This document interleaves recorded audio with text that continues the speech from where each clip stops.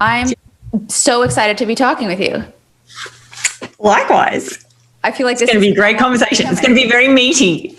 Do you use that expression in the States? Is that an Australian expression or is that a US? Do you use that expression like it's going to be very meaty? I love the expression, yeah. I'll also say hearty. Oh, it's going to be a hearty time. Indeed. Hearty, heartfelt, heartbreaking. There'll be a lot of heart in today's conversation for sure. And I'm curious to know, how did you go with some of those books I sent you? I have not gotten into any of the books, to be honest. That's okay.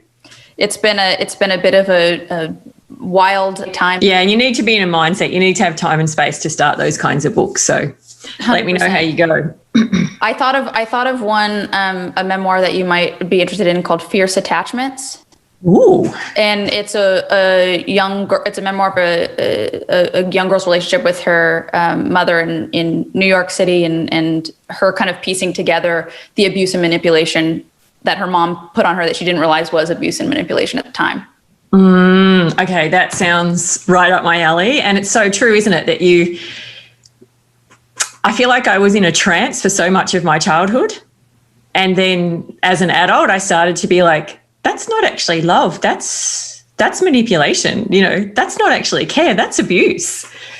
So the trance is, I very much relate to that. You don't recognize what is happening, what's going on, because you're a child and you think that your environment is what everyone's environment must be like, and your circumstances must be common, and this must be normal. And then little by little, as you kind of break away, you start piecing together what the fuck was actually happening. What the fuck? I think that's definitely true. I mean, you have no other family to go on, but so it is that you don't know any better. It is, but it is also, in the case of my parents, that they were their own best PR. They were, every now and then, deep down inside, I think, this isn't right. That shouldn't be happening. And, I'd talk to my dad and he'd be like, oh, well, our family's a little bit odd. They're a little bit unusual, but no family's perfect. Meanwhile, on the outside, he's making sure that he's putting in all of this effort to make sure we do look like the perfect white picket fence family. So yeah, it's a trance that you're in. It's like a fog. And I think a lot of it is to do with brainwashing. It is to do with the fact that you don't know any different. But it is also to do with the deliberate manipulation of your parents, I think. Well, it was in my case. Because I did start to know different. I'd have sleepovers at friends' places and I think, wow, this is really different to my home. And I did start to ask questions, God forbid, and either just got an immediate aggressive response, like, how dare you, after everything we've done for you, we've given you a home, we've given you family, we've given you holidays, vacations, a nice car, good school, we pay for your school books, how dare you say anything other? So you'd either just get immediately like this full-on aggressive response so you couldn't question, or I think more subtly that sort of subtle manipulation, the trance, let's just put Lee back into a trance. Let's just lull her into believing our version of reality. Dad especially used to do that. He would just talk and talk and talk, just talk at me until I was so exhausted that I'd say, okay, Dad, you're right. This is normal. First off, I'm surprised you went to sleepovers. That was a thing that I didn't do. That was part of the, let's keep, control. All of us we were homeschooled, we were Mormon, I was a child actor. It's like all these little factors to just keep you as contained and listening to mommy as I possibly could be. I think my first sleepover was when I was 21, after my mother died. But I'm curious if you have like a first spark or that first memory at one of those sleepovers or wherever it might have been when you realized something's going on. Like, can you cite it? Can you cite a specific memory, or was it more just kind of that phase of your life?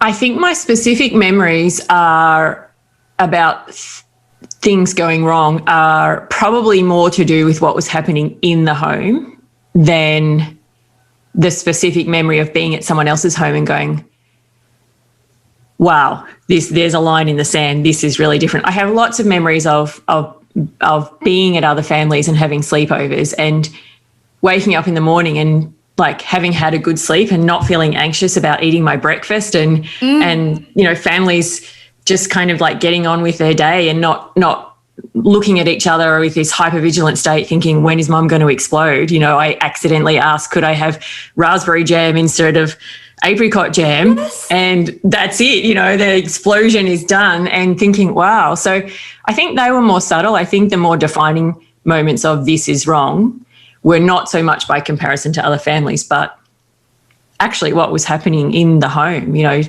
particularly the physical abuse. Although, you know, as we've just talked about, and as I became older and had therapy myself, you know, and became a qualified psychologist, I started to peel back the onion more around seeing all the manipulation that was occurring and the psychological abuse. But yeah, the physical abuse, I mean, there were some really horrendous times where mum would just absolutely lose it. And, you know, I mean, by way of context, mum was mentally unstable. She was institutionalized multiple times, multiple suicide attempts, in long-term care of a psychiatrist. And when she wasn't coping, just would fly into this absolute rage with no provocation. You know, the smallest thing would make her fly into this. And she wasn't human, honestly. That was the scary part, was that her face would change, her eyes would glaze over, and it was like there wasn't a human inside of her anymore. I remember one time, I think I must have been my brother was about 3 or 4, and I'm 6 years older than him, so I must have been about eight or 9. And I had, unbeknownst to me, I had accidentally left one of our little golden books out in our cubby house in the backyard, by accident, obviously, and it had rained overnight. And so my brother and I were sitting on the carpet together. We were watching TV in the lounge room, and mum just flew into the house in this absolute like white hot rage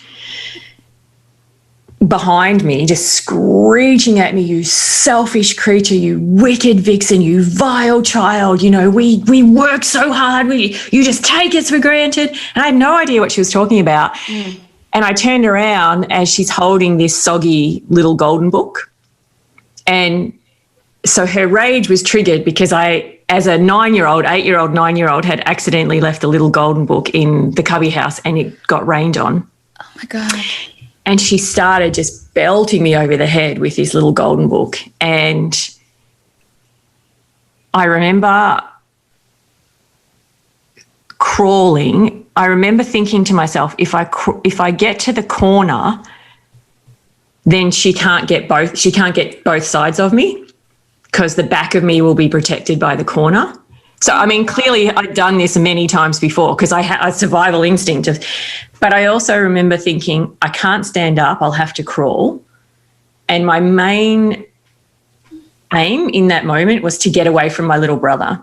So my little brother was 6 years younger, and for many, many years I was, you know, sort of his de facto mother. Even my parents will tell you that. They will say, you were his de facto mother. And I remember just thinking, I've got to get away from him, because I knew when she gets into these states that it's just out of control, and I didn't want him to get hit accidentally. So I crawled over into the corner and put my back into the corner and sort of had my arms up over my head. And this is what's strange about, for me anyway, and I think it's pretty common, you know, as a psychologist, I've seen this a lot with people, is this process of the way your brain protects you, because you disassociate. So I'd already left my body. I couldn't feel any pain of her hitting me. And I remember almost with this detached curiosity noticing that bits of the book were flying, because the book was wet and she was hitting me so hard. The book was breaking, so bits of the book were like flying all over the room.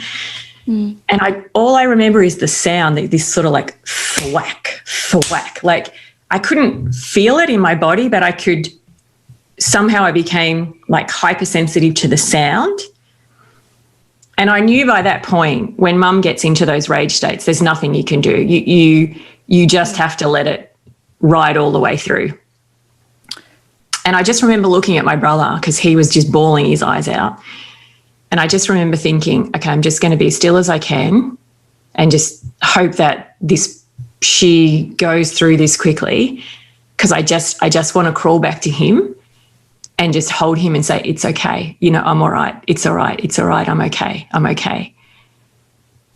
And the sad thing about that is that I'm no longer in relationship with my brother, which is a very common outcome for those kind of fractured, dysfunctional, toxic, abusive families. So to answer your question, I think, yes, by comparison to other families, I was like, our family doesn't seem right. But it was more these really heightened moments of really significant just rage and anger and abuse. And that's what really helped me to see this is not right. And then what would happen is she would just exhaust herself and walk away. And then there would be no mention of it. There would be no conversation in the family. She would just come back a little while later and say, nothing happened. Yeah, I'm cooking dinner. I have chills. I can't believe I can't believe that happened. And also I feel very connected to you in that you have had this similar experience, which nobody should have to go through. But so your wording really struck me about the hypervigilance of your whole family. Mm-hmm. That was my house as well. Everybody was waiting for mom to flip out. We never knew why. We never knew what was going to cause it. And we never knew how long it was going to last. And as soon as it started, we'd all just be silent and trying to not aggravate her more, trying to not set her off more, waiting to see what happened. What cupboard door is she going to kick in? Is she going to throw something at my dad's shin so it starts bleeding again? Is she going to slam the car door on him? Is she going to tell one of us we should be put up for adoption? Is she going to tell my grandparents they need to leave the house? Is she going to fly into hysterics and attach herself to my brother Marcus's leg and beg him not to leave because he's trying to get away from this abusive household? I'm sorry, I'm laughing. I'm laughing with you, not at you. Like it's an empathetic laugh because it is freaking so crazy. Everything that you've just said, same thing happened in my house. Like I remember, I shouldn't laugh, but I remember once mum, she was doing the dishes. I don't even know what my dad said, but he said something that she didn't like. So she turned around and just threw the pan, like this steel pot at his head, and it gashed his forehead. So you're saying, your mum caused blood in your day. But then it was like, I hate you, don't leave me. Like she would she would just go into these rages. And, for me, because I was the firstborn, she would often say I was the reason for her mental illness, that everything was fine until I was born. And then I was the reason for her mental illness. She would say this to you. Yeah. Oh yeah, absolutely. She would also say, you're just like me. You're going to turn out like me. So I spent my whole childhood in fear, thinking when I grow up, I'm going to turn out like my mum. I feel that too. Yes. Oh, really? Terrifying. That's the cruelest thing. So I would get, you're the reason for my illness. You are a wicked vixen, a selfish creature, a vile child. She used to poke me in the breastbone and say, God put evil into your heart. There is evil inside of your heart. And, you are disloyal, you are ungrateful, you are selfish, you are hurtful, you are harmful. Why do you hurt me so much? You're always hurting me so much. That really got to me because I really was just trying to be this nice, loving daughter, and I was always being accused of hurting her and harming her. And so all of this, you're bitter, you're a lost soul. But then at the same time, you're my best friend. If it wasn't for you, I would leave your father. I've got no one else to talk to. You're the only one who understands me. You know, Yes. you're Pollyanna. You know, you're just such a.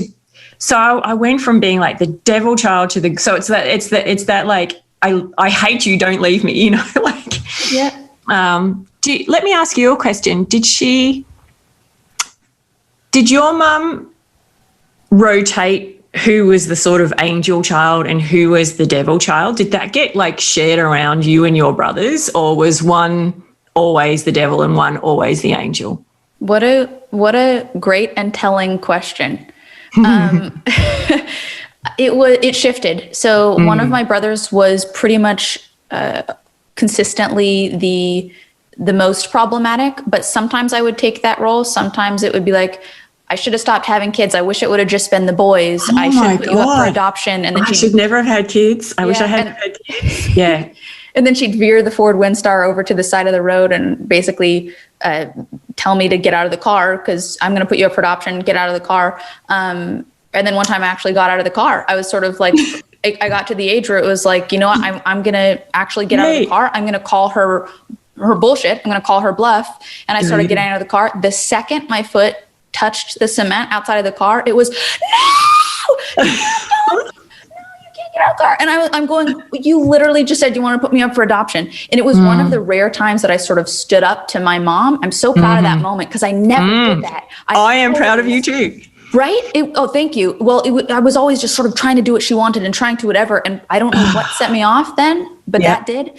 How old were you? Let me ask you, how old were you when that happened? When I probably was 10 at that point. Okay. And the whole up for adoption thing, I didn't get, I'm going to adopt you, but what I got was, I'm going to divorce you. Often, like, you know, and parents can do that, you know, parents can divorce their children. And that endured all the way through. Even as adults, I remember when my sister's marriage broke down very sadly when she was in her 30s. And, but she and her husband decided to give it another go. And I happened to be visiting my mum at this point in time. So, I mean, when I was 17, I fled. I left home and I moved to the sort of capital city of Melbourne in Victoria, Australia. And I moved like, you know, an hour and a half away from my parents and to a city where I know they don't like driving. So, because I grew up in a very small country town.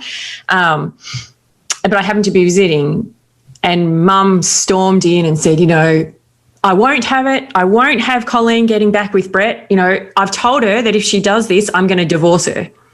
And I've had those rare moments like you where I actually stand up to mum. And mind you, by this stage, you know, like I'm in my late 30s and I said to mum, you know, you shouldn't say that, mum. What are you talking about? And I said, you shouldn't be saying to Colleen that you're going to divorce her. She's going through a really hard time. If she and Brett decide to give it another go, she needs you in her corner because it's either going to work out, which will be great, you know, or it's not. And at least she's going to know that she gave it another. She's never going to think, what if, but she's going to be heartbroken. And what she needs is your love, mum. She doesn't need you to threaten to divorce her. And because I grew up to be a psychologist, if I ever said anything to mum, her reply was, oh, right, so now you're just psychologizing me. You know, you think you're such a good psychologist. You actually don't know anything. You know nothing. And so then that was it. She froze me out. So she stopped talking to me. She left the room. She said, well, you can go now, even though I'd driven an hour and a half to see her. It's a 3-hour round trip, but I had not pleased her. So I remember driving back home and thinking, well, this is kind of ironic because I've stood up for my sister and told my mum, you shouldn't threaten to divorce her. And because I've told my mum, you shouldn't reject my sister, she has now rejected me and put me into emotional Siberia, which was definitely one of the common themes of psychological abuse in our family was, rejection, abandonment, withdrawal of love as a form of punishment, what I call emotional Siberia. So I didn't get the I'm going to adopt you. What I got was I'm going to divorce you. Or she used to say, I'm just going to get in the car and drive away and you'll never see me again. Mm-hmm. And sometimes she did. Sometimes she would get in the car and she would drive away for a couple of hours and then she would come back again as if nothing had ever happened. Yep. One time And this is what's interesting, is that I did what you just did, right? So I think I was about 16. She'd done it so many times that I got pissed off.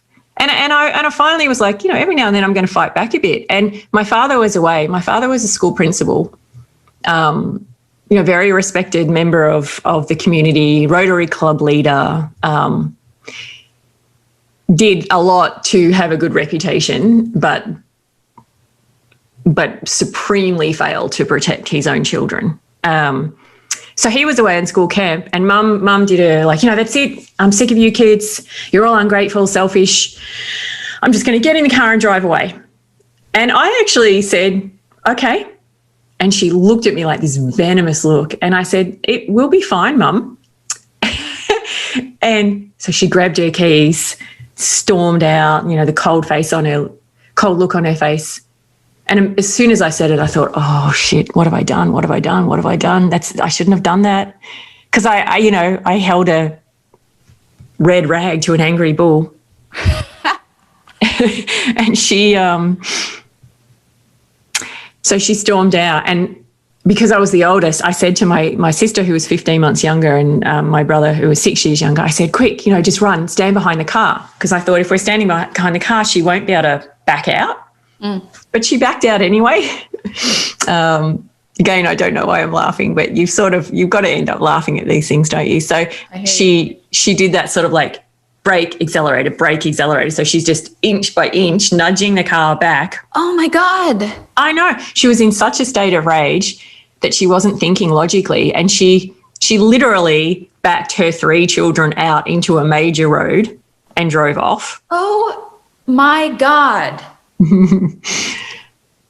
And what's interesting to me when I think about that is that I wasn't even worried that she was gone. She'd done that so many times before, but I felt so guilty because I thought, this is my fault. I shouldn't have said, okay, go. I shouldn't have done that. I didn't think she shouldn't have done that. I thought, this is my fault. I've provoked her. And I was so guilty, and I felt so upset because my little brother was just devastated. He was devastated. And he was crying, and I don't even know when she came back. I know she didn't come back for the rest of the day because I remember cooking dinner for my brother and sister.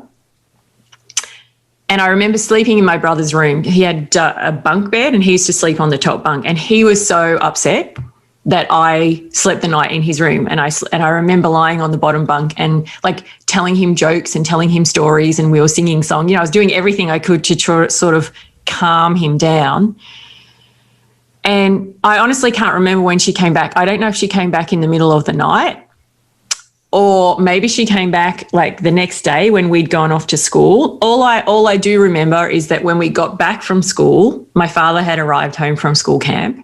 My mother was there cooking dinner, and nothing was said. None of us said anything. We didn't tell Dad what had happened. Life just went on as normal, even though we'd had this sort of 24 hours of like trauma and feeling like our mum's never going to come back, and having been driven onto the road by our mum.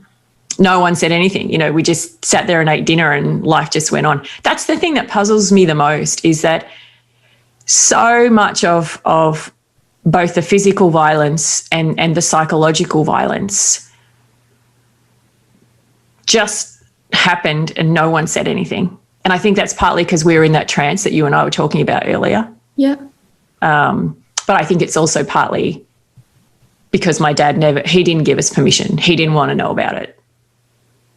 Yeah. So we learnt pretty early on just to not bother him with it. Right. And when it happened in front of him, he would sort of quickly put the fire out, and then, again, no conversation. When the last time I remember my mum being physically violent, because that kind of petered off as we became teenagers, was with my sister. And this was... Yes, getting back to my question to you before, Jennette, about did you kind of share the roles of who was the devil child and who was the angel child? And my mum used to kind of spread it around the 3 of us, but particularly my sister and myself, there's only 15 months age difference between us. And my brother was more the lost child. He was kind of damaged by neglect as the one who was 6 years younger. But my sister and I, one was the devil child, one was the angel child. In our adult life, particularly when my sister was in her 30s, because I started having therapy in my 20s. We can talk about that a little bit later. My sister started having therapy in her 30s, and we really independently saw these therapists, got diagnosed with exactly the same diagnosis, which was complex PTSD, eating disorder, anxiety disorder, and attachment disorder. But we really started talking a lot in our 30s. Kind of ironically, we would meet up without my parents knowing, because my sister still lived near my parents, and we learnt pretty quickly that if we let my parents know we were meeting,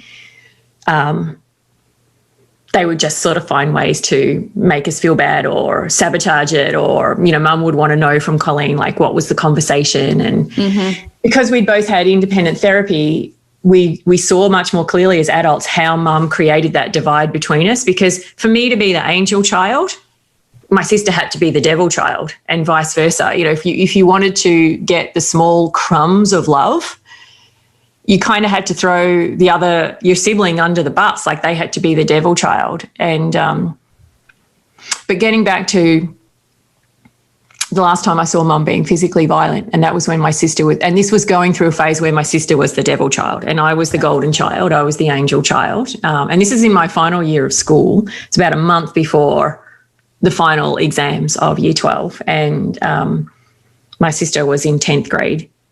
And I don't even know what she'd done, but she'd been labelled as the rebellious, wicked child. That it was her turn in the rotation system. And we shared a bedroom. And again, I can't even remember how it started. I just remember that Mum lost it, she went into this rage state, and she just started screeching and screaming and just kicking and punching my sister like like windmill arms. And my sister jumped up onto the bed to try and sort of avoid, and she backed herself up against the wall, because if you have the sort of width of the bed, it was harder for Mum. And Mum, I don't know how they do it when they get into these like inhuman rage states. They have this like superhuman capacity. So Mum was like leaping and jumping across and just punching my sister.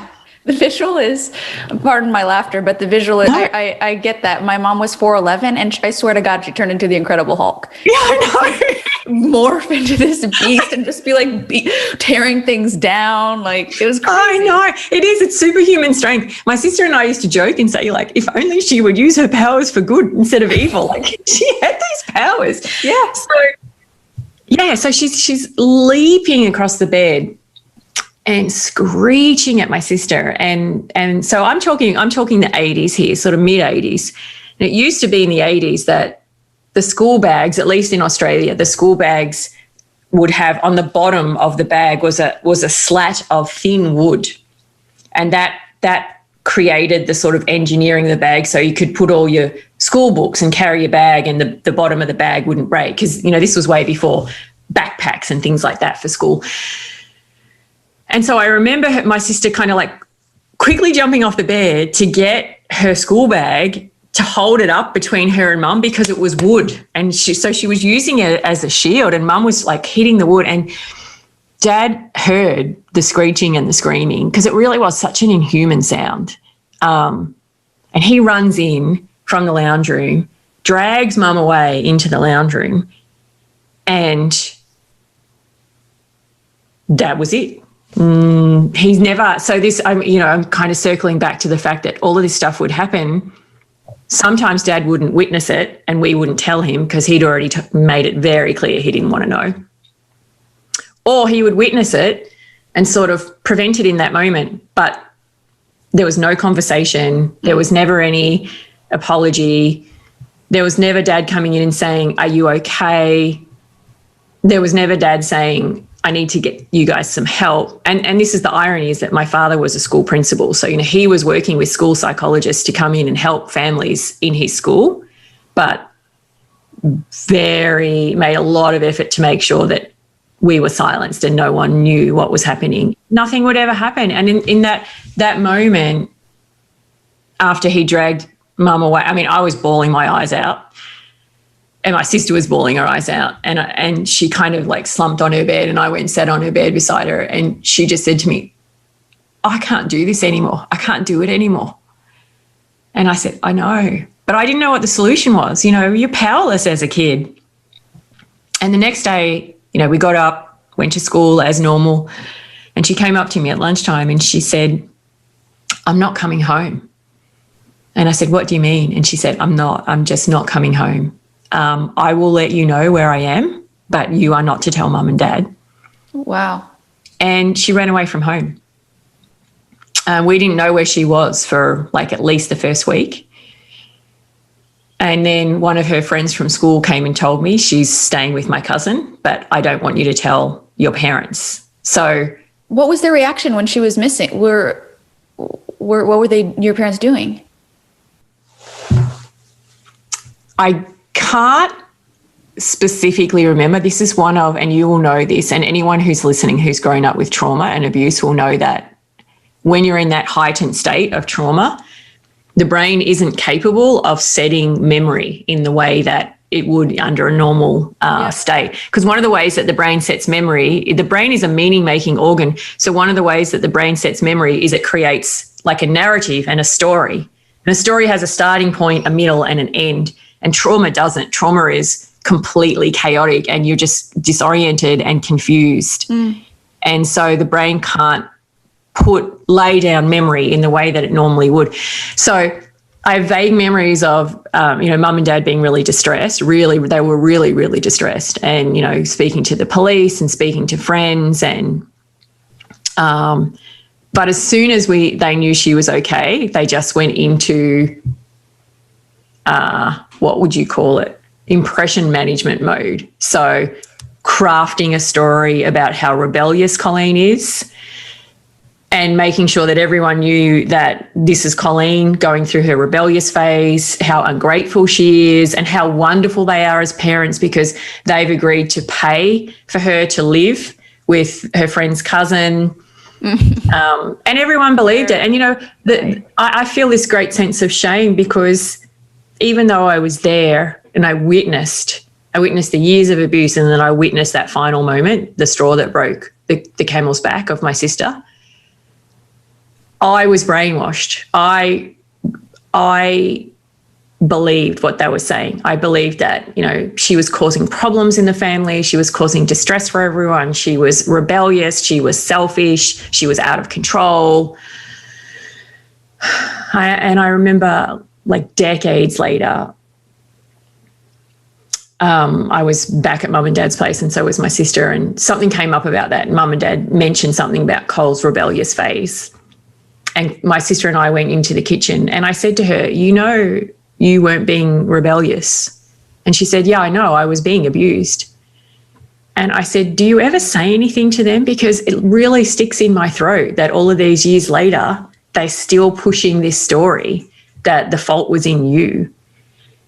And she said, oh, you know, like sometimes when Mum says it, I say, oh, well, there's a little bit more to the story, Mum. And I said, you know, does Mum say anything? And she said, oh, no, you know, she's very good at being deaf and blind when she needs to be. But I guess that was enough for me just to have that conversation with my sister all of those years later to say it wasn't you, the fault wasn't in you. And we had many of those conversations particularly sort of in our 30s, early 40s. I remember once I was down at her place and, again, it was a secret sleepover. Couldn't tell my parents I was there. And so my sister had always had bangs, and I'd never had bangs. By the way, I like your bangs. They look very nice on you. Thank you. Very cute. I was just judging them before our. Oh, really? Yeah. Yeah. I was like, these. Well, I don't know. Let's go. I know. I've got the headband on because I couldn't be bothered doing my hair. So we're sitting there, and she said, "I'm thinking about growing my bangs out." And I said, oh, my God, you would look amazing. My sister, very beautiful, long blonde hair. And I said, you would look amazing. You should totally do that. And she said, I know, I don't think I can. And I said, why not? And she said, because my forehead is too big. And I there's a little chill up my spine. I said, who told you that? And she said, Mum. And I said, I've never, ever had bangs because Mum told me my forehead was too small. And then we just started going through, like, what else did Mum tell you? And it was such a healing conversation, but it was also such a sad conversation because I guess we both realized, like, Mum just picked us apart. My shoulders are too narrow for my rib cage. My legs are too long for my body. I'm short-waisted. My ears are too big. Like, we just went through all what Mum had told us about just this critical, like, body monitoring, food monitoring. There must be something with moms and with abusive moms and bangs, because my mom always told me my face was too round for bangs. She was like, don't get bangs. It'll make your face rounder. And I was like, no, I want bangs. I want bangs. Well, maybe bangs is an obvious one, but I'm sure your mom, the fact that your face was too round, like, I'm sure she picked you apart. Oh my God. Body piece by body piece, which is, so we had this conversation and, we went through and I said to her, I wish that you could see yourself the way other people see you.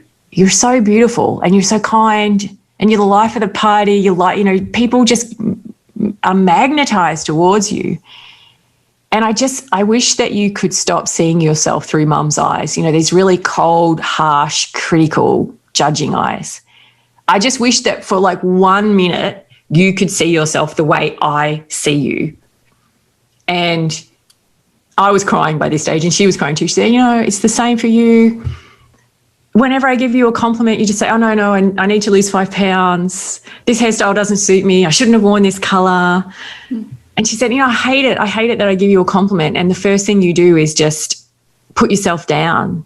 And I said, yeah, I hate that about you. She said, we need a code word to, like, break the habit. It's such a habit. And she said, it makes me really angry when I give you a compliment and you just bat it away and you say, no, I'm too fat. I shouldn't have worn this skirt. It doesn't suit me. She said, I just think to myself, you're just a fuck knuckle.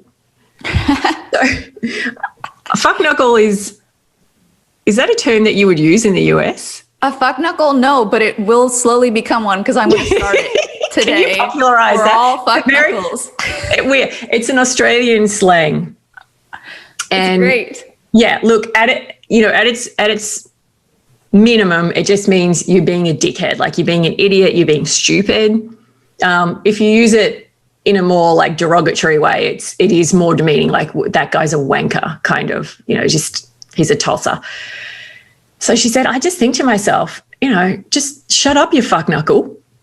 And we just burst into laughter. We went from sort of tears and, like, psychoanalysis to, like, this moment of laughter. And I said, that's it. Like, that is our code word. From now on, if you give me a compliment and I bat it away, you have to tell me I'm a fuck knuckle, and I will do the same for you. And that became the code word, So, like, I'd put something up on Facebook and she'd private message me and say, damn, girl, you're looking hot. And I'd be like, no. And then she'd just write back, are you being a fuck knuckle? And it ended up becoming shorthand. So it was just FK. We didn't even have to say, shut up, you fuck knuckle, stop being a fuck knuckle, are you being a fuck knuckle? It was just FK. And it was this kind of way of using humour to heal from...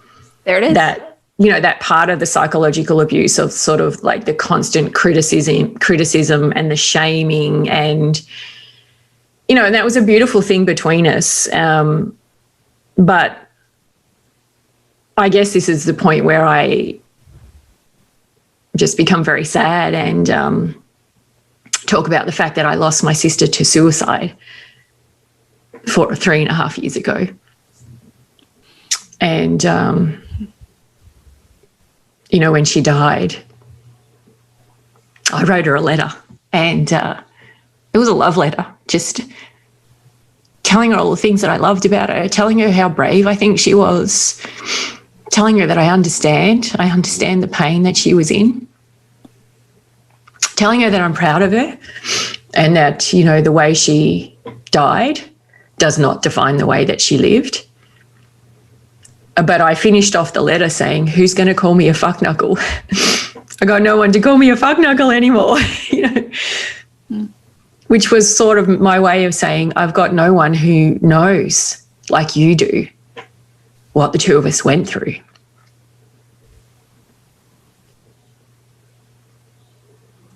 Yeah. I'm so sorry. It's like the sharpest pain combined with the dullest ache. And the sharp pain comes and goes, you know. I can have a whole day without thinking about it. And then I'll be in a car and an 80s song comes on the radio and it's like, whoa, punch in the throat. So the sharp pain comes and goes, the dull ache, it's just there all the time. Just dormant. I mean, you know grief. I know that you know grief, and complex grief too. Right. What's grief been like for you? I mean, you're spot on. I feel that the dull ache that's always there. There are moments where I will have a flash or a memory of my mom and I'll just get so sad. It happened just the other day in this closet behind me. I just went, oh my God, I miss my mom so much. I said it out loud to my partner and I felt the lump in my throat and my eyes got watery. And then to your point of it being complex grief, what will immediately happen then is I'll feel like she doesn't deserve this. She doesn't deserve me to feel this way toward her. How can she still be ruling me from she's dead? How can she still be controlling my emotions? Yeah. How is there room for sadness with the anger that I feel toward her? And then I usually go try and like watch something that will distract me. I'm just like, yeah.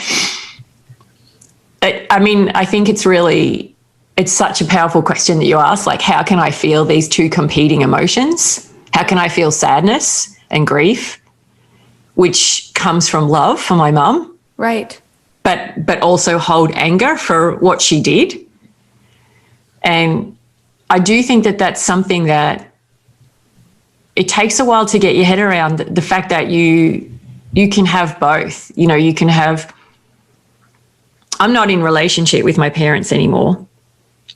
And that happened finally after my sister died. That's what I was going to ask. So that was the thing. Was it immediate that you just said, no more, I'm not going to be in contact with you guys? Or was there a discussion surrounding it? What, did you just completely cold turkey it? What was that like? There's a lot. It was a ongoing process from kind of like my early 20s onwards, just setting boundaries, distancing myself.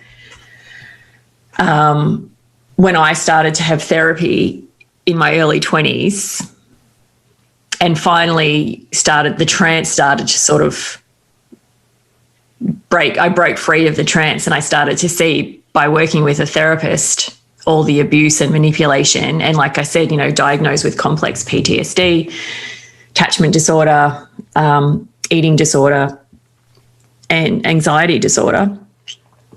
So in my 20s, I created geographical distance.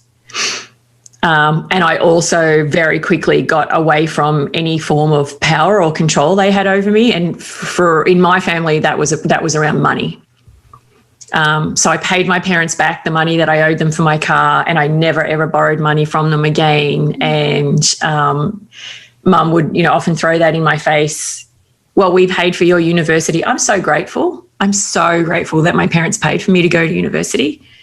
And that's the thing, like you can feel anger and betrayal, but also gratitude and sadness and love. Like it's complicated. And so I started to move away there and create boundaries, set boundaries. In my 30s, I set a lot more boundaries around when and where I would see them. I started setting boundaries about how often my mum could call me, because she used to call me every single day, and it was always with a drama, and it was always, I'm going to leave your father. Could you please lend money to your brother? I'm worried about your sister. And because I was a qualified psychologist, she would overuse me in that capacity. Mind you, even before I was a qualified psychologist, even as a young child, I was her best friend, her therapist, her marriage guidance counselor. I was all of those things. Of course. Yeah. So in my 30s, I started to set boundaries. That was hard. I could only, if anyone is listening to this who is relating to yours and my story, Jennette, I could only do this with a therapist, like holding my hand the whole way.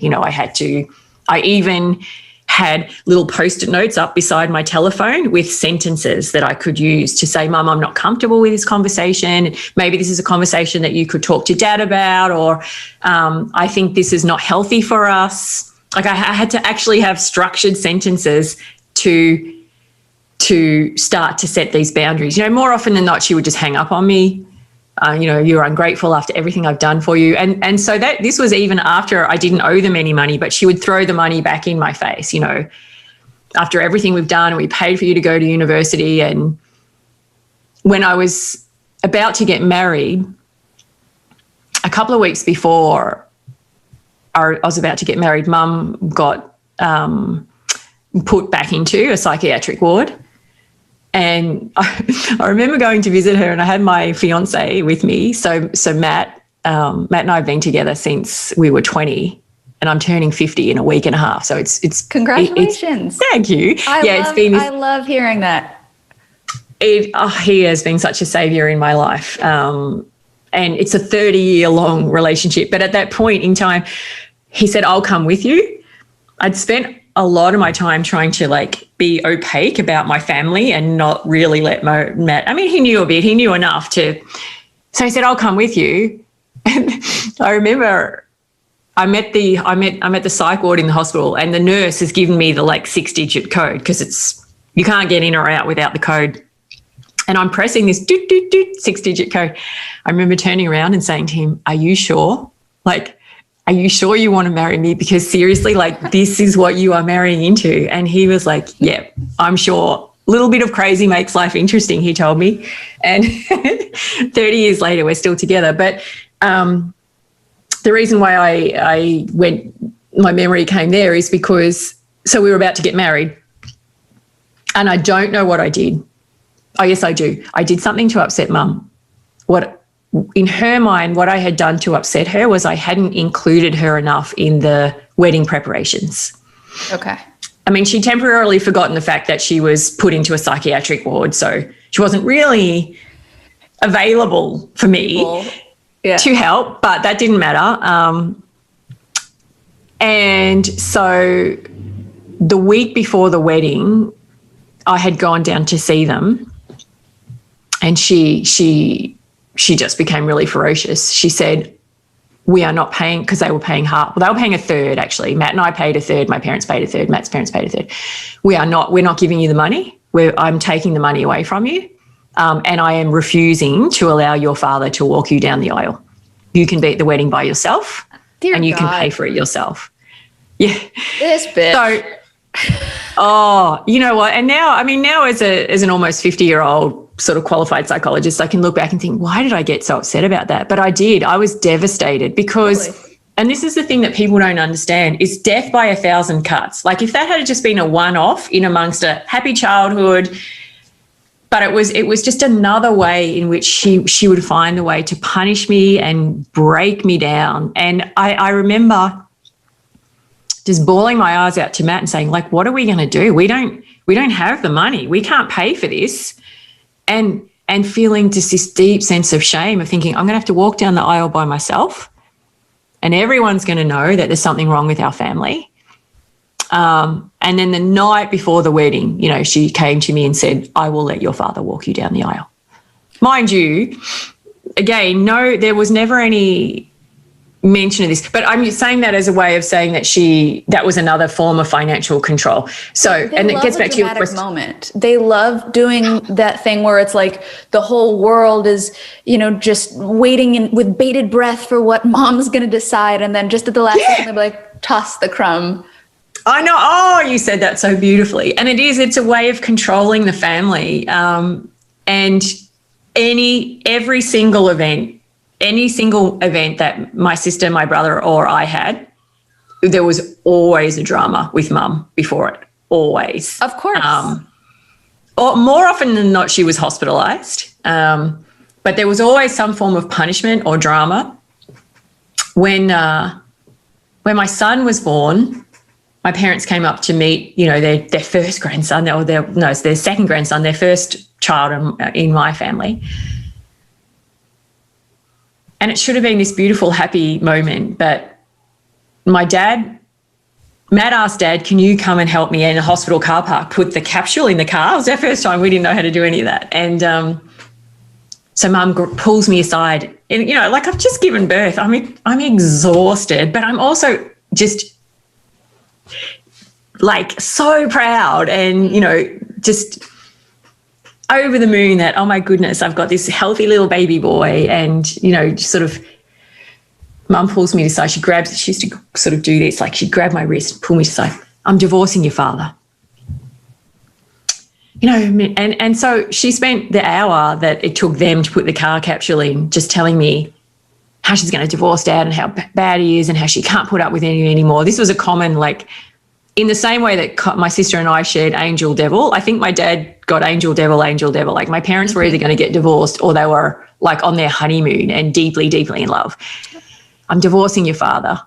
And I just remember when she left, I just remember thinking, oh, can't you just look at your grandson, hold your grandson and just be overjoyed that you're a grandmother? But no, it had to create drama. And when my daughter was born, when Emily was born, for some reason, my mother decided that she didn't like the name Emily.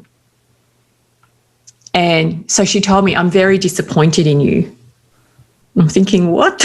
What have I done now? Very disappointed in you. Every Emily I've ever known is just a middle-class brat. Emily is just a snobbish, entitled name. I thought I had raised you better.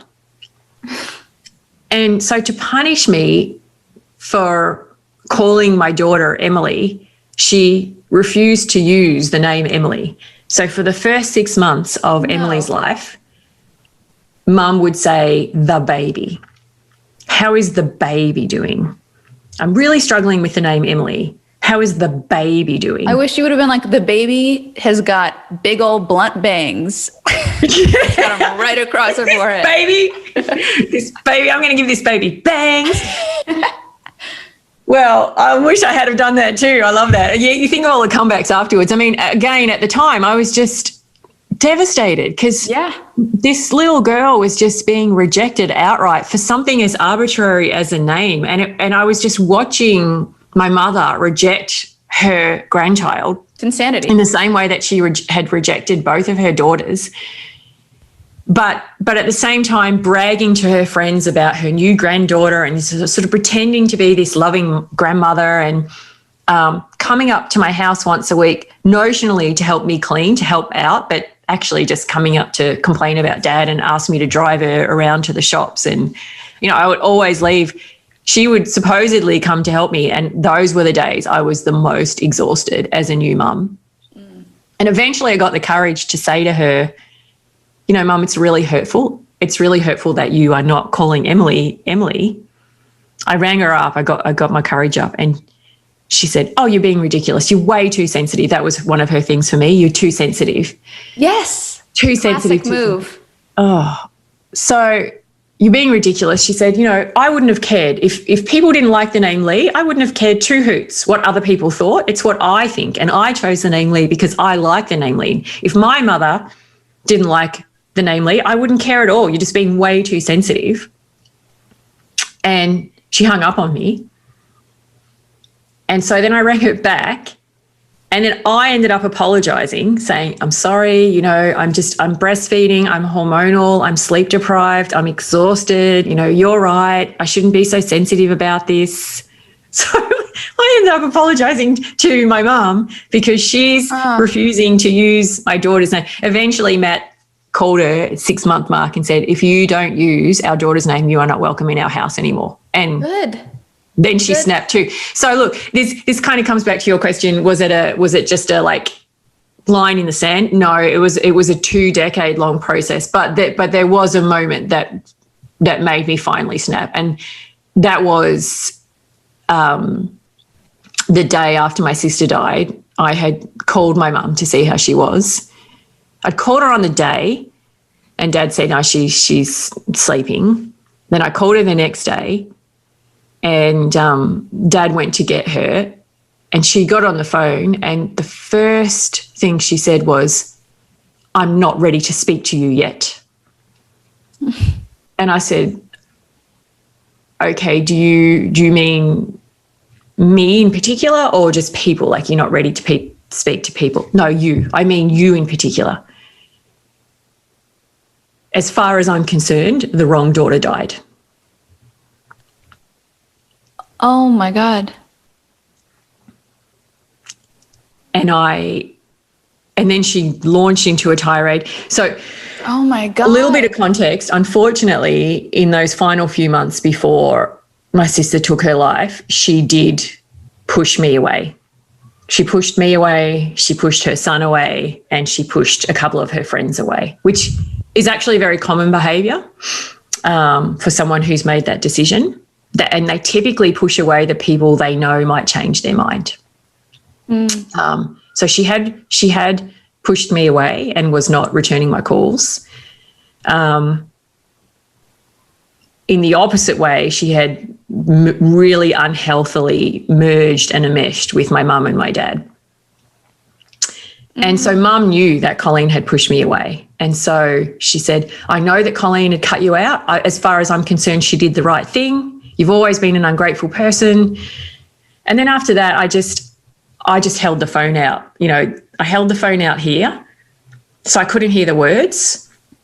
And I was beside myself. You know, when you're crying so much you can't actually breathe, like your breathing becomes syncopated.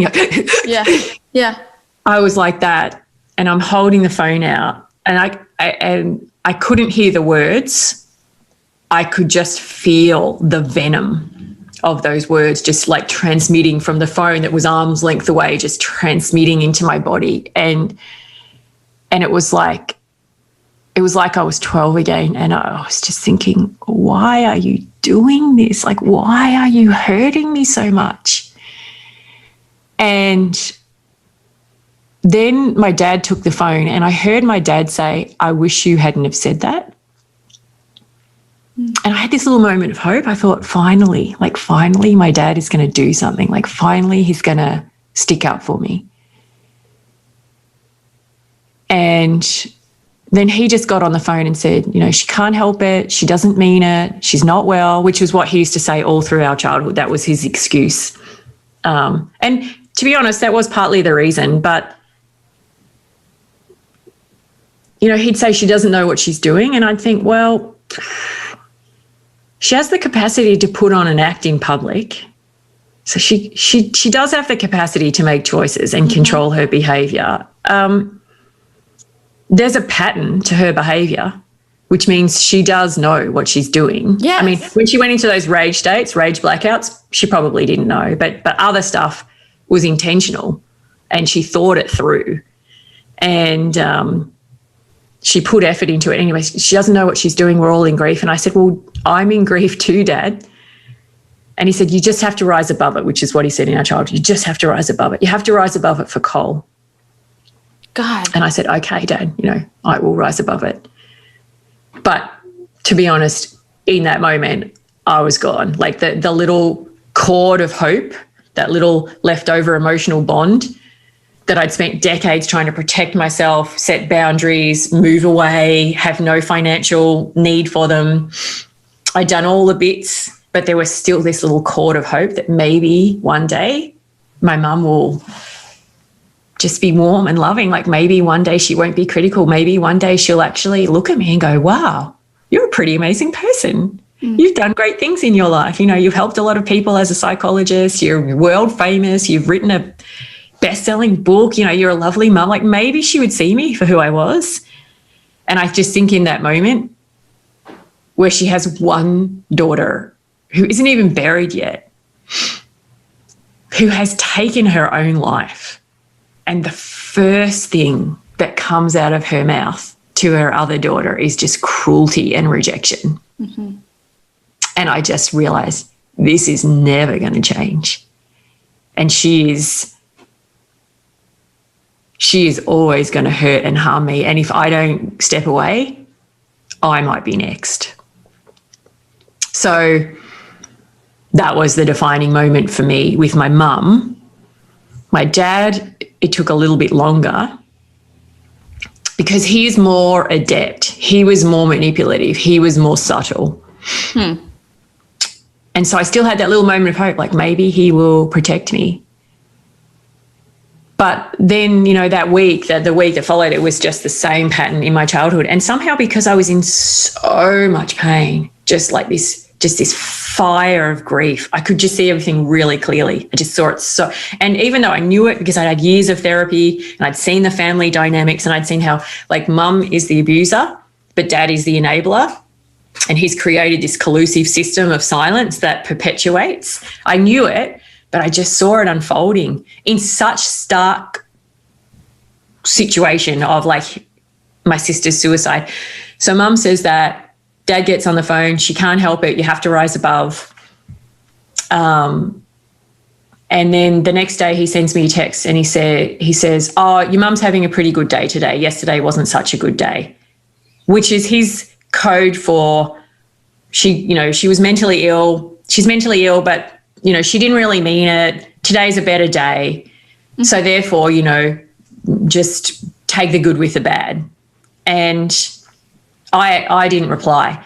Normally I would say, I know, Dad, that's good. She's having a go. I just didn't reply. I didn't have I just had no energy. And then the next day he sent me a text to say, I know sometimes life is tough with mum, but, you know, having been with her for nearly 50 years, you know, it's worth it. There's a price to pay for her love, but her love is worth it. And I remember showing it to my husband, and Matt just got so angry, and we're in the kitchen, and he said, no way. He said, you didn't sign up. There is no price. Like, maybe your dad signed up for it. He was a grown up. He was an adult. He's made choices. You didn't sign up. You know, the price is that your sister is dead. The price is that you've had years of eating disorders, depression, anxiety, autoimmune disorder. This is too much of a price to pay. Mm. And so basically what happened over the course of the week was Dad sent these little texts to hook me back in, to manipulate me back in and say, it's okay, you know, you just have to pay a price. She's having a better day today. You just have to rise above, you know, just do it for me. And normally that would work because Dad would pull a lot on my compassion, and he would talk to me about how hard it was for him to have a sad marriage and to be married to mum, but how much he loved her, and you didn't know what she was like before you were born and how beautiful she was, and if only you could have seen what she used to be like. And so he would pull on my compassion, and then I'm the oldest child, so his love was very conditional. His love was, if you conceal what's going on and you help me co-parent this mentally unstable woman, then I will give you praise. And it worked. Like, it worked for years. And see, he wasn't even aware that he was doing it. You know, my sister's dead. My mum has said, as far as I'm concerned, the wrong daughter is dead. And then my dad just starts that, oh, well, you know, it's the price we have to pay. And, the next one was, she does love you, your mother. She just loves you in her own way. These lines are killing me. You have to Are they familiar? She loves you in her own way. These are excuses for a shitty fucking person. Did your dad what's your dad's role in allowing your mum to just abuse you for decades? My dad's role was sleeping and watching porn in the back room. Dad's role. That's sickening. That just yeah. Which my mom then kicked him out of the house for, because and demanded that we all call him by his first name. That was its own drama. Everything was drama. My grandparents lived with us. My grandma was My grandma was like my mother, except without the ability to be charming. For me, like from an early age, I just thought my grandma is not it. My grandma is a nightmare. Whereas my mom, I idolized, and it took me a long time to come to terms with that abuse, and that was much subtler and more. I guess the word that's coming to mind is more interesting. Like my grandma was just a very blunt, like nasty, the classic manipulative grandma that you see waltzing into movies, like the it sounds like a Walt Disney movie. Yeah, right. It's like the Wicked Queen. Yeah. She's got these little nubs for feet, this big like perm, and she's just walking around being manipulative with her perm. But my grandpa, it actually makes my skin crawl. my grandpa, I loved him dearly, and I often wonder like why he didn't step in, and I wonder why my dad didn't step in. And I think that they were scared of her abuse. I think they were scared of what she was capable of, and I get that, but at the same time, it's really upsetting to me that they didn't step in. They would say to her oftentimes, like, you need help, which of course would then lead to the hysterics. So then they'd learn not to say that. Yeah. But somebody should have done something at the end of the day. There were 4 kids in that household who deserved better. Me and my brothers tried so hard to be good, to be, to just be good. And we weren't troublesome. We weren't, problem kids. We weren't bringing drugs into the house and fucking too early, or like whatever the classic like kid issues are.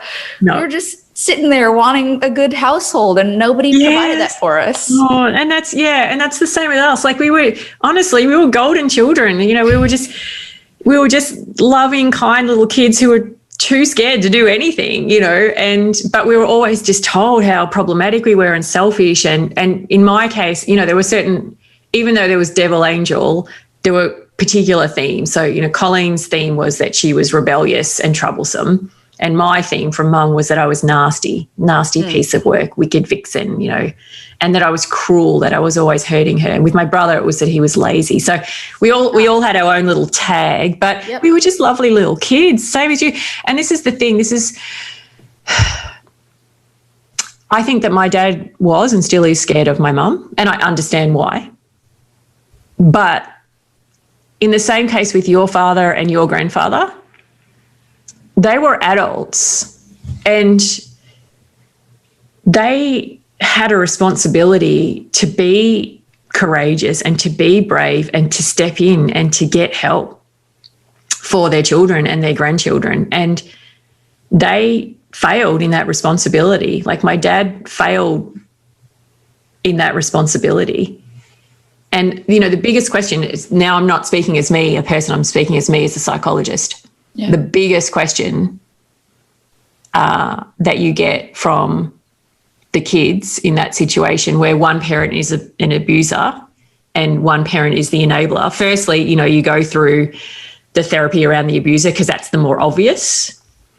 And then you get turned to where were you?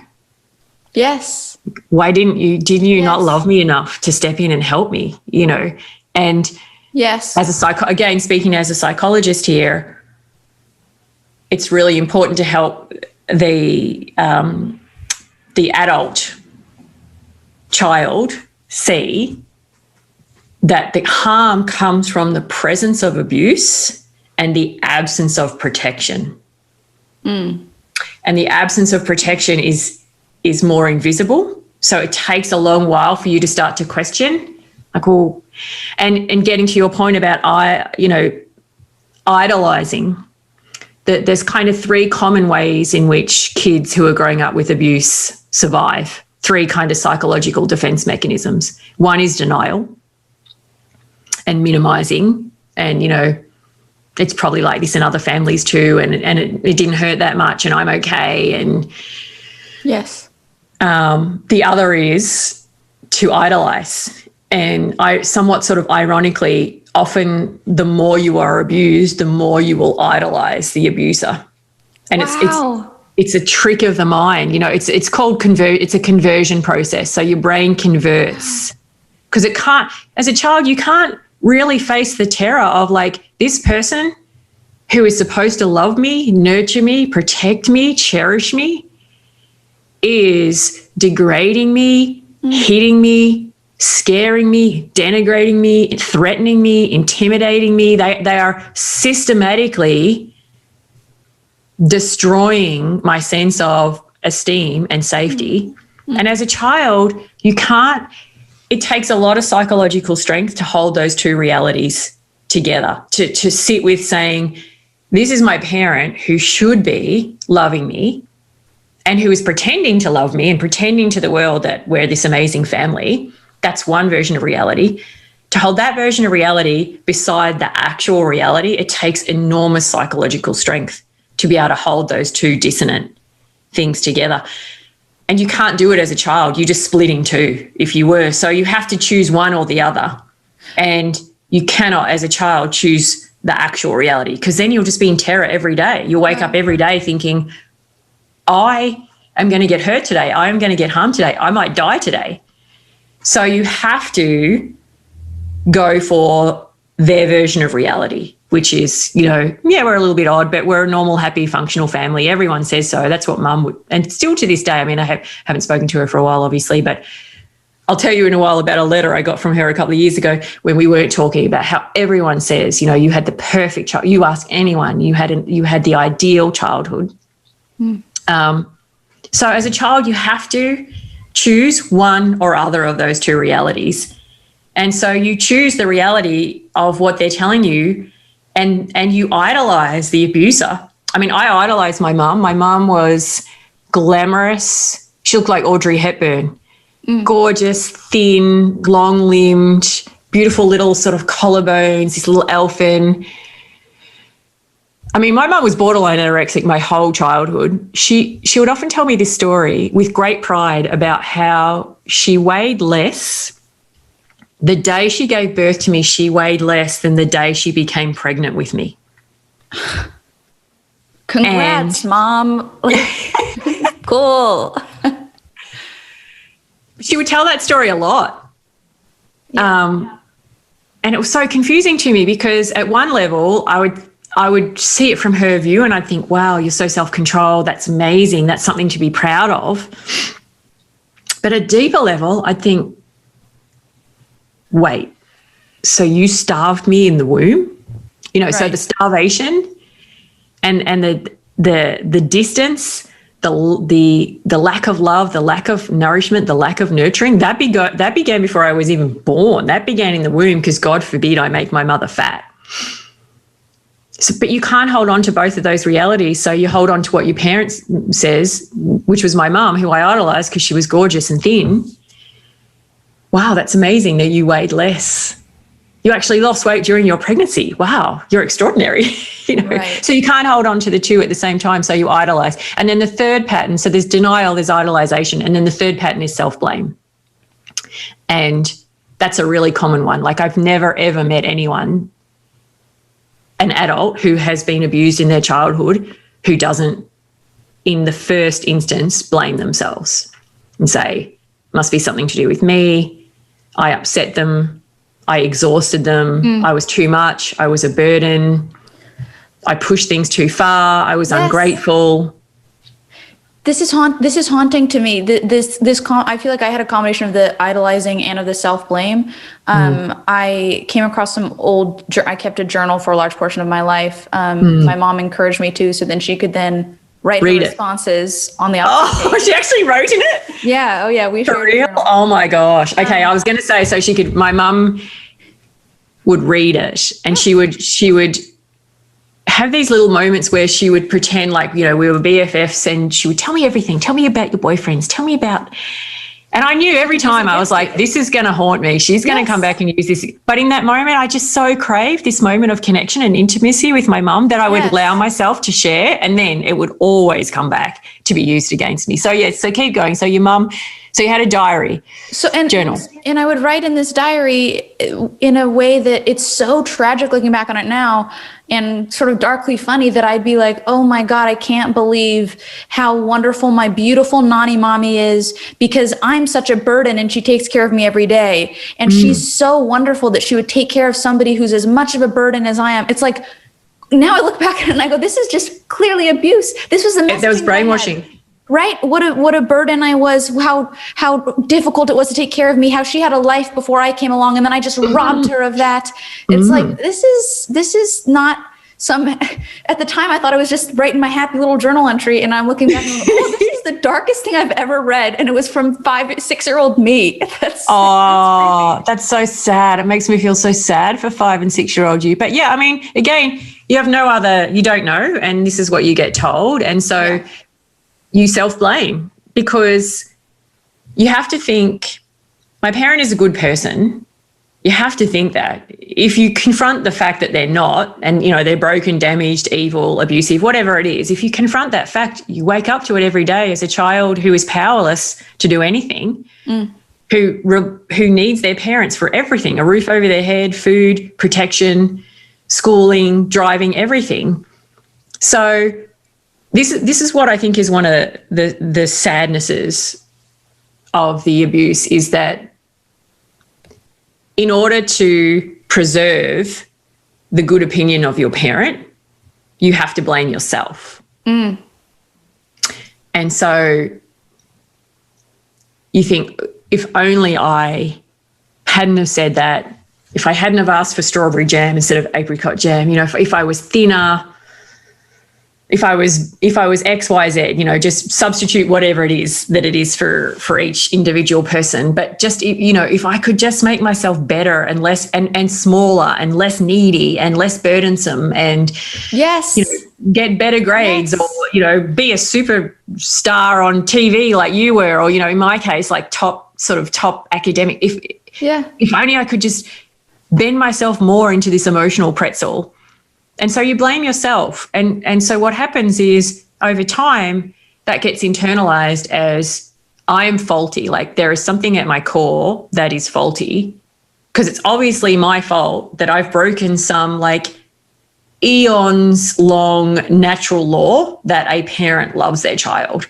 The fault must be in me. Yes. And so you blame yourself. But you blame yourself because it gives you a sense of control, because you think, oh, well, I can control whether they become rageful or cut me off or verbally abuse me, because I just need to be a little bit more quiet, or I'm just not going to ask what's for dinner. Yes. Yeah. So in order to have some sense of control as a child, you have to sacrifice your own sense of self, and you have to blame yourself for horrific abuse. Wow. Oh my God. To everything you just said, I'm speechless. Holy shit. Wow. But you know, your mum's not here. If I was to try and explain that to my mum, she just wouldn't see any of it. She would just say, you had a great childhood, you had a nice home, you had family holidays, look at everything that I did for you. And all you want to do is blame me. You just want to blame me. That was one of the sort of, well, that is the theme now in my adult, that, you know, you think you're a qualified psychologist, but you're actually not a very good psychologist. You're just a bitter woman. You're just a poor lost soul. I have pity for you. The last time I did hear from my mum which was a letter that she wrote a couple of years ago. That was the letter. You know, the letter was, she couldn't even say I was a psychologist. She said, you've had education in psychology. She couldn't say, you've got a PhD in psychology. You've been a practicing psychologist for 27 years. You've been invited to speak all across the globe. You've got a best-selling book. Like, it was just, you have education in psychology, but you're actually really bad at it because all you want to do is blame me. And everyone in the family is angry with you. Because my parents have told a lot of lies to my family since myself and my nephew, who's my sister's son, we both walked away after my sister died. His mum died. Yeah. And so my parents have told a lot of lies to my family and my family friends about Jake and I. And so they know, you know, when you decide to walk away, there is a cost. There's an absolute cost to it. Yeah. But I got to the point where I was like, I have to wear this cost, and I have to wear the fact that people are going to believe what my parents say about me. You know, when I first started to set boundaries, Mum would say, you're being selfish and disloyal. And then after I'd sort of set those boundaries, you know, I pulled away a little bit more. When I pulled away a little bit more, I was being hurtful. When I started to try and talk to my parents about my childhood and what had happened, mainly actually to help protect my brother and my sister, I was attacking her. And so I was being cruel. And then finally, when I walked away and I started to talk publicly, and look, the reason why I talk publicly about this now, like you and I having this conversation, is because of my sister. Because my sister is dead. And there were things that happened in her adult life, absolutely. But I know the main source of why my sister is not here. And I need to tell the truth on her behalf. But when I started telling the truth, I was labelled as a liar. So basically, the equation is you either put up with the abuse or you get labelled as selfish, disloyal, ungrateful, cruel, harmful, and a liar. That's it. There's no middle ground. So I've decided that I'm okay with being labelled selfish, disloyal, grateful, ungrateful, cruel, harmful, and a liar. Because I know that I'm none of those things. And my friends know that I'm none of those things. And my husband and my children know that I'm none of those things. My family-in-law, you know, who really are my family, they've been my family for 30 years. They know that I'm none of those things. So there you go. Yeah. I want to be mindful of your time here. If you don't mind, I would love to cover I feel so kind of compelled to cover this territory, but if you have to run, I totally get it. No, it's fine. Okay. Just kind of empathy and forgiveness. I would love to know where you stand on both of those. They're concepts that I very much struggle with in relation to my mom. Yeah. I can trace back, well, she had a shitty life and my grandma treated her poorly. And okay, so then it's my grandma. So, well, my grandma had a shitty life, so then I should empathize with grandma. But I don't think that a shitty life is an excuse for being a shitty person. And I think that's sort of what has made it difficult for me to find empathy for them. And then forgiveness is something also that I don't feel like I have toward my mom. There are moments where I have that softness that we spoke about already, where I feel like, oh, I really miss her, and it feels there's that, but it doesn't feel like forgiveness. And I don't know what that would even look like. I don't know when or how to find it. It's puzzling to me. Great questions. So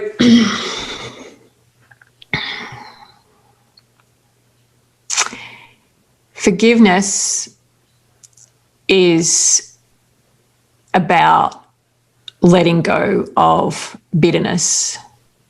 And it's not so much for the other person, it's actually for you. So it's not so much about saying, I forgive you, I exonerate you for what you have done. It's within you about letting go of the bitterness. That's the first thing I want to say. The second thing that I want to say is that when I was training to be a psychologist, we learned specifically about this in our counselling training. And this is where there's a lot of like pop psych and just general people out there who say, oh, you've got to forgive, you've got to forgive, you've got to forgive, you must forgive. And I would question that, because what we learn in psychology is that there are actually, the whole point of therapy, if you were coming to see me, my role as a therapist is to help you get to a point of peace, is to help you get to a point of internal ease, so that you can grow, you can heal, and then you can go on and be the best person that you can be for other people. You can break that intergenerational cycle that you were talking about with your family. And, I have the same thing with my family. I mean, I didn't even meet my grandmother on my mum's side. My mum put her mother into a psychiatric facility, and that's where she lived until she died. Back then in the 70s, that they were called mental hospitals. So I have one memory of meeting my grandmother, and was because my mum took me to see her in a mental hospital, and it was awful and scary. You know, there were people moaning and looking weird and, you know, zoned out on drugs and with saliva and drooling and Yeah, it was just a really scary experience. So I didn't meet my grandmother, but my mum did tell me when I was growing up about how cruel her mother was to her. And my mum's solution to that was to put her away in a psychiatric facility and transfer until she died. Yeah, I never met my auntie. Well, apparently I did when I was a baby, but my mum and her sister excommunicated. Apparently my mum said it was because her sister cut her off because my mum decided to go back to work. I'm not sure really. I never know the truth of the stories with my mum, but I never met my auntie. She died when I was 16. So there's all this fracture and intergenerational stuff. So what we learned in psychology is that to get to that point, to get you to a point of internal ease, a sense of peace, a sense of inner strength, really knowing who you are, not how other people have defined you, so that you can be strong and be good and break the intergenerational cycle. If you're talking about relational trauma, which is what you and I are talking about, there are two pathways. The first pathway, option A is forgiveness.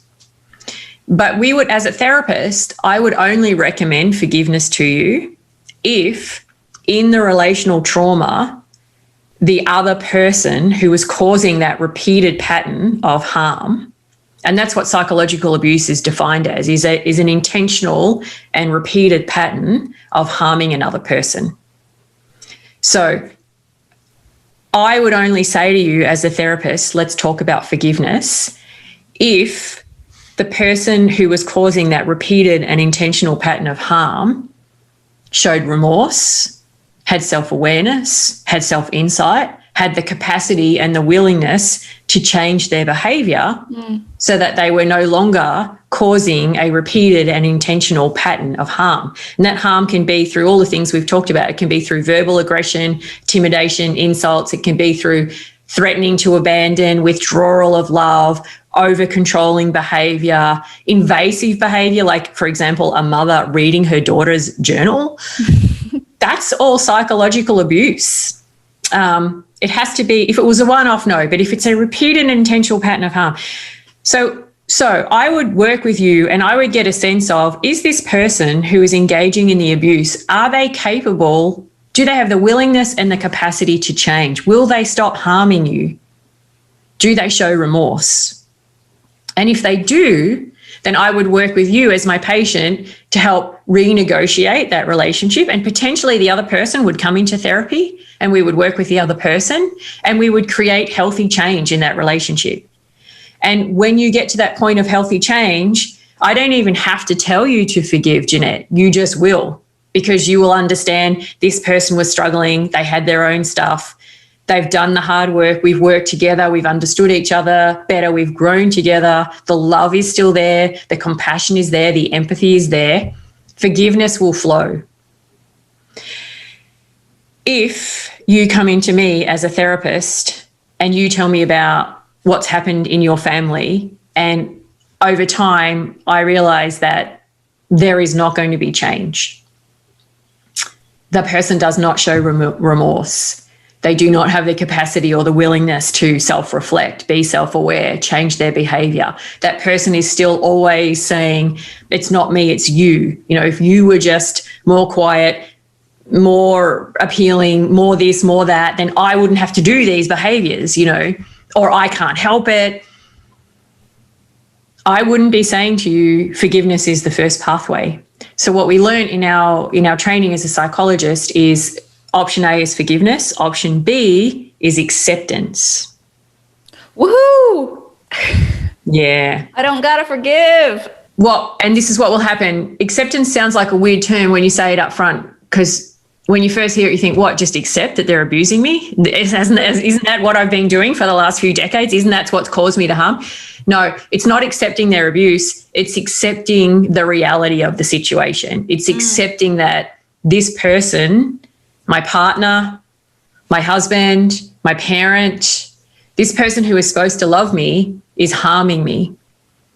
And to accept the reality, to stare that harsh reality in the face is the hardest, most brutal thing that you can do.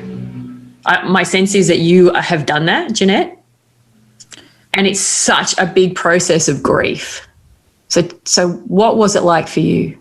And it's probably still like that. You're probably still going through it. Right. I mean, it was reframing my entire existence and going, oh, how I interpreted it was a survival, a coping mechanism. Yeah. That was not reality. It was at age, in my 20s, after my mom died, I probably started accepting the abuse around 22. And it was a lot of backsteps. It was my eating disorder getting a lot worse. It was a lot of alcohol issues.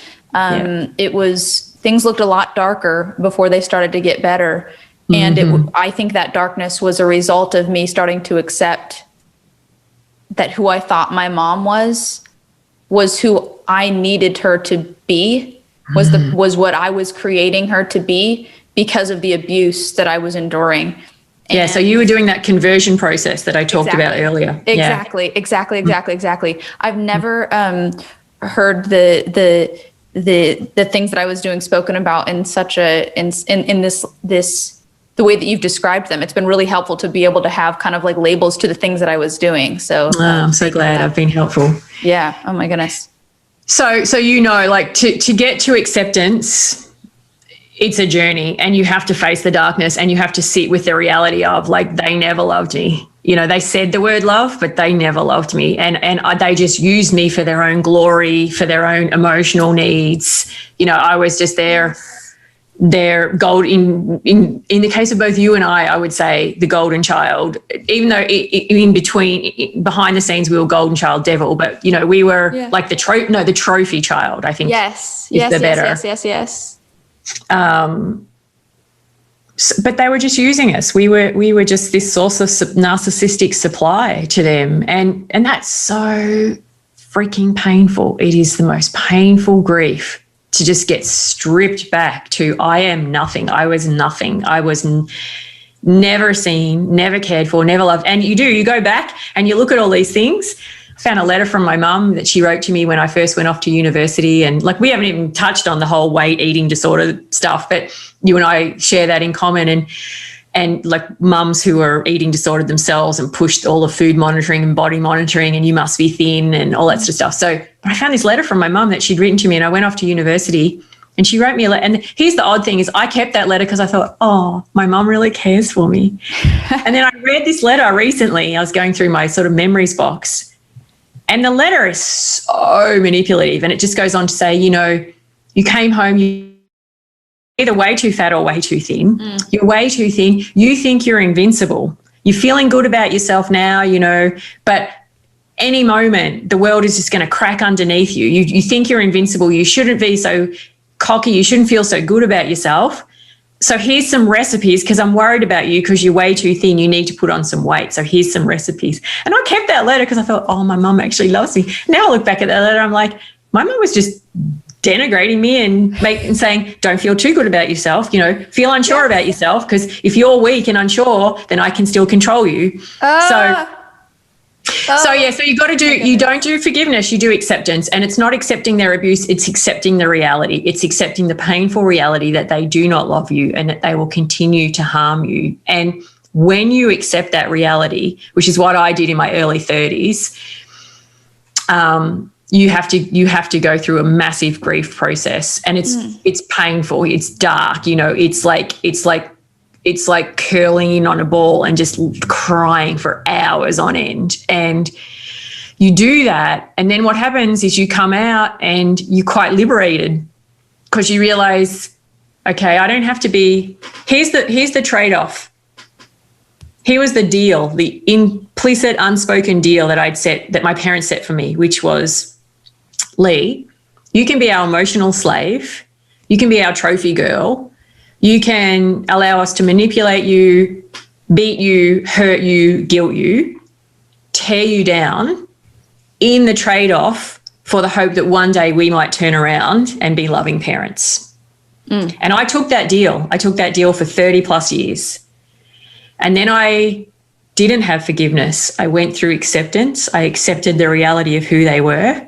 And then I realized this hope that I'm holding on to, that one day they're going to turn around and love me, that's never going to happen. And all of a sudden I was so liberated because I'm like, well, I'm not taking that deal anymore. Like, I'm not being abused, being your emotional slave, being, guilted, manipulated in the hope that one day you might love me, because you're never going to love me. So I'm going to let go of the other end of the bargain, and I'm going to start to protect myself. And I did it in kind ways, and I did it diplomatically until I finally just said, that's it, I'm out. And, I haven't spoken to them since then. So forgiveness isn't always the pathway, Jennette. Acceptance, we would say that as a psychologist if it was in a situation that was going to cause harm. But here's what I found in my own journey. I went through acceptance. I let go of my parents. And then kind of ironically got to a point of forgiveness. And this is where I circle back to the very start of my answer. Forgiveness is not about exonerating them. I can't excuse what they did. They can't excuse what they did. And continue to do all through my adult life. We always talk about child abuse as if somehow magically when the child turns 18, the parents no longer are abusive. Abusers are abusers, Once I got to that point, I feel forgiveness, because forgiveness is, for me, it's about me letting go of bitterness. And that doesn't mean that there'll be moments that, like memories that pop up where I have this flare of anger and I think, how dare they? How dare they do that to my sister? How dare they do that to my brother? How dare they? And there's moments of sadness and there's huge moments of grief and confusion. But they're just moments now. They're not in me all of the time. It used to be that I was having a constant conversation with my parents in my head all of the time. Why did you do this? And answer me this. And now I don't, So I'm at a point of forgiveness, and forgiveness is about my own inner peace and saying that was awful, what I had to go through, but I'm doing okay now. I'm strong, I'm empathetic, I'm compassionate. I'm sadder but wiser.